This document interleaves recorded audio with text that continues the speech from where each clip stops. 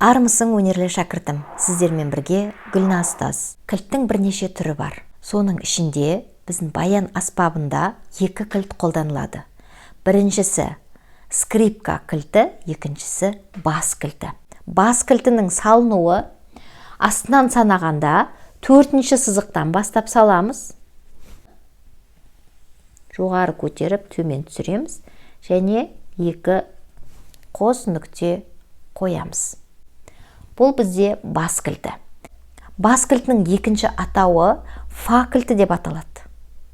Себебі біз астынан санағанда төртінші сызыққа фа нотасы орналасады. Фа нотасын мынау бізде фа нотасы орналасады дедік. Скрипка кілтінде до нотасы бірінші сызықтың астына қосымша сызыққа орналасса, бас кілтінде бізде керісінше екінші сызық пен үшінші сызықтың арасына орналасады. Мынау бізде до нотасы. Келесі үшінші сызыққа ре, 3 пен 4-тің арасында ми, төртінші сызықта мінекей бізде фа. 4 пен 5-ші сызықтың арасына соль, 5-ші сызыққа ля және 5-ші сызықтың үстіне си нотасы орналасқан. Біздегі мына бірінші қатар, бұл біздегі көмекші қатар деп аталады. Екінші қатар, бұл бізде негізгі қатар деп аталады. Үшінші қатар бізде мажорлы қатар деп аталады. Төртінші қатар минор қатары, бесінші қатар септаккорд қатары. Егер алтыншы қатар бар болса, сіздің баяныңызда ол уменьшенный септаккорд қатары болып саналады. Мына ортадағы орналасқан ақтың екінші қатардағы осы біздің негізгі ноталардың орналасқан жері. Астынан санағанда бірінші ақ емес, үстіндегі екінші тұрған ақ барлық баянда бұл ерекше белгімен ерекшелендіріп қойған. Яғни біздің саусағымызбен сезілетіндей. Мінекей.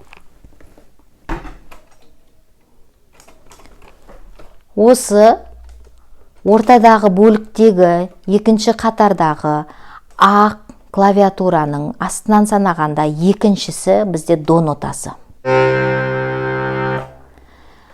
До нотасының үстіндегі нотадан аттап кетеміз. Міне, бір нота жіберіп, бір клавиатура жіберіп, мынау бізде ре нотасы. Тағы біреуін жіберіп, жоғары көтерілсек, бұл ми нотасы. До нотасының астында тұрған фа нотасы, до нотасының үстінде тұрған соль нотасы, тағы біреуін тастағанда ля нотасы, тағы біреуін тастағанда си нотасы және қайттан до нотасы. До, ре, ми, фа, соль, ля, си, до. Сол қол саусағындағы ноталардың орналасу реттілігін баян аспабында таныстық. Видеоны бірнеше рет қарау арқылы қайталап, орындап, қолыңызды жаттықтырып, өзіңіздің орындағаныңызды Telegram каналға жіберсеңіз, мен сізге кері байланыс беретін боламын. Келесі жаңа видеолар жіберіп алмас үшін каналға тіркеліп, қоңыраушаны басып қойыңыз. Келесі видеода кездескенше.